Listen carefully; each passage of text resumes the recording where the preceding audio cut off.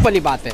मतलब पागल हो गए ये सारे चीज़ लोग। जो इंसान मर गया आज से कई सौ साल पहले, उसके कब्र पर आप राजनीति कर रहे हैं। और बेवकूफ़ हिंदुस्तान की मीडिया इसको सारा सारा दिन डिबेट में चला रहा है। अरे हिंदुस्तान के लोग भूखे मर रहे हैं, नौकरी जिसके पास नहीं है, कुंभ में इतने सारे लोग अपने जान को गंवा दिए, रेलवे हादसा में इतने लोग मर गए, हिंदुस्तान की जीडीपी कहाँ जा रही है, नौजवान को नौकरी नहीं है, खाने को नहीं है, इस पे बहस नहीं किया जा रहा है। बहस किया जा रहा है औरंगजेब के कब्र पे, जो आपको ना फ़ायदा दे सकता है ना आपको कभी नुकसान दे सकता है। औरंगजेब के जो सिपा सलार थे वो हिंदू था, शिवाजी के सिपा सलार जो थे वो मुसलमान था। ये लोग कभी भी आपस में हिंदू मुसलमान को बांटने का काम नहीं किए। अंग्रेज़ों के जो गुलाम हैं यहाँ बैठे हुए, ये लोग किए थे और अभी भी ये कर रहे हैं। आप उसको कब्र पर राजनीति कर रहे हैं, चादर पर राजनीति कर रहे हैं, मस्जिद में राजनीति कर रहे हैं, होली में राजनीति कर रहे हैं, रामनवमी पर राजनीति कर रहे हैं। मतलब हिंदुस्तान ने पूरे विश्व का सबसे बड़ा गंदा पार्टी अगर कोई है तो वो भारतीय जनता पार्टी है। इस तरीके से देख रहे हैं कि भारतीय जनता की पार्टी की सरकार जब से आई है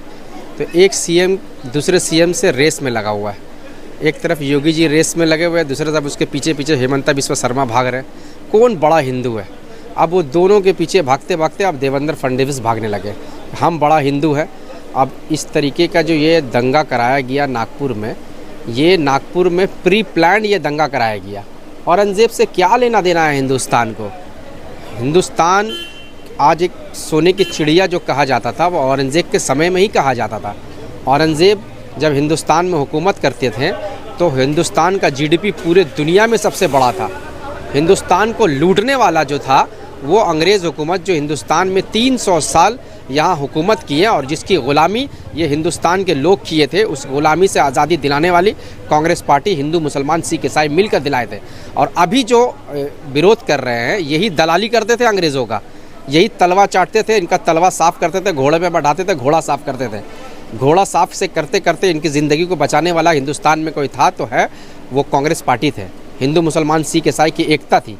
लेकिन भारतीय जनता पार्टी क्या चाहती है कि हिंदू मुसलमान को हमेशा आपस में लड़ाया जाए। आप औरंगजेब अपने कब्र में चला गया, क्या किया, गलत किया, नहीं किया, वो मर गया। अब आप नया राजनीति किए कि उसको कब्र से निकालेंगे। विश्व हिंदू परिषद को आप ये लाइसेंस दे के रखे हैं क्या कि वो हिंदू मुसलमान के बीच में दंगा कराया जाएगा? आपका छोड़ा हुआ एजेंट है वो। आप एक मज़ार का चादर को जला दे रहे हैं जिसमें कुरान की आयत लिखी हुई है, तो कौन मुसलमान इसको बर्दाश्त करेगा? वो तो कह रहा है अफवाह है। अफवाह तो सारी वीडियो जो है वो झूठ है, सारी सबूत जो मीडिया में दिखाया जा रहा है वो क्या झूठ है? अगर ये अफवाह होता तो मुसलमान इतने पागल नहीं है कि वो जाके दंगा करते हैं। हर तरीके से किसी न किसी तरीके से आप उनको सताने का किया जा रहा। कब तक कौन किसको बर्दाश्त करेगा भाई? अच्छा, औरंगजेब का कब्र हटना चाहिए। क्यों हटेगा भाई? किसी का कब्र, इंसान मर गया, उसका कब्र में चला गया, मट्टी में मिल गया।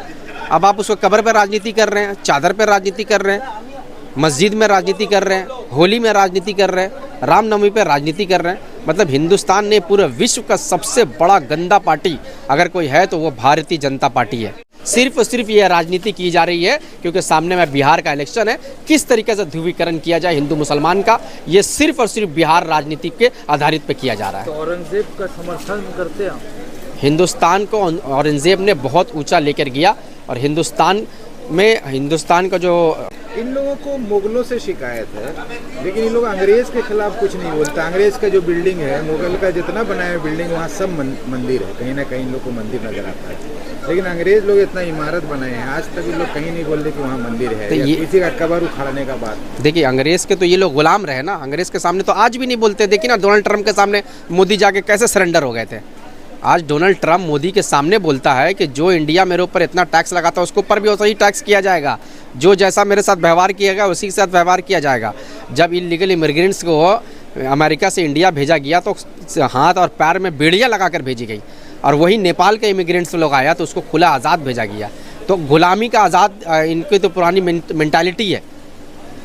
आज आप अगर देखेंगे तो हिंदुस्तान में जो भी मोनूमेंट्स है, ताजमहल बोलिए, लाल किला बोलिए, या चार मीनार बोलिए, या गेटवे ऑफ इंडिया बोलिए, इसके अगल बगल में अगर कोई आपको मंदिर मिला तो ये औरंगजेब बोलिए, मुगल हुकूमत को बोलिए, ये हिंदू मुसलमान की एकता से हिंदुस्तान चलाते थे। अंग्रेज़ों की तरह हिंदुस्तान नहीं चलाते थे कि ग़ुलाम बनाकर हिंदुस्तान को चलाया जाए। लेकिन ये जब आज नरेंद्र मोदी और हिंदुस्तान में जो भारतीय जनता पार्टी की सरकार आई है तो इनका तो कोई एजेंडा है ही नहीं, सिर्फ और सिर्फ हिंदू मुसलमान के बीच नफरत घोलना है, लड़ाना है, चाहे कभी औरंगजेब के नाम पर हो, कभी राम रहीम के नाम पर हो। तो औरंगजेब की कब्र पर मुंडन करेंगे सर? क्या चीज़ का मुंडन करेंगे? मतलब महाराष्ट्र में विश्व हिंदू परिषद और बजरंग दल के लोग कह रहे हैं कि औरंगजेब के कब्र पर मुंडन करने किसी को नहीं देंगे, इसी वजह से तोड़ना चाहते हैं। क्या चीज़ का मुंडन नहीं करेंगे वो समझ में नहीं आ रहा है। ये बेवकूफ़ वाली बात है। मतलब पागल हो गए ये सारे चीज़ लोग। जो इंसान मर गया आज से कई सौ साल पहले, उसके कब्र पर आप राजनीति कर रहे हैं। और बेवकूफ़ हिंदुस्तान की मीडिया इसको सारा सारा दिन डिबेट में चला रहा है। अरे हिंदुस्तान के लोग भूखे मर रहे हैं, नौकरी जिसके पास नहीं है, कुंभ में इतने सारे लोग अपने जान को गंवा दिए, रेलवे हादसा में इतने लोग मर गए, हिंदुस्तान की जीडीपी कहाँ जा रही है, नौजवान को नौकरी नहीं है, खाने को नहीं है, इस पे बहस नहीं किया जा रहा है। बहस किया जा रहा है औरंगजेब के कब्र पे, जो आपको ना फ़ायदा दे सकता है ना आपको कभी नुकसान दे सकता है। सिर्फ और सिर्फ ये राजनीति की जा रही है क्योंकि सामने में बिहार का इलेक्शन है। किस तरीके से ध्रुवीकरण किया जाए हिंदू मुसलमान का, ये सिर्फ और सिर्फ बिहार राजनीति के आधारित पे किया जा रहा है। तो औरंगजेब का समर्थन करते हैं?